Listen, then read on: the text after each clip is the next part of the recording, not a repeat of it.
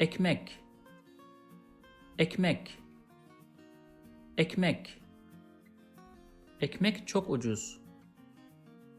Ekmek çok ucuz. Ekmek çok ucuz. Bu ekmek çok lezzetli. Bu ekmek çok lezzetli.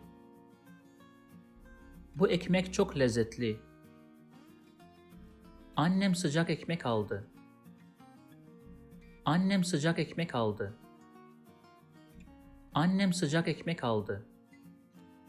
If you like this video, please subscribe to my channel below for more videos on Turkish grammar, vocabulary, and pronunciation.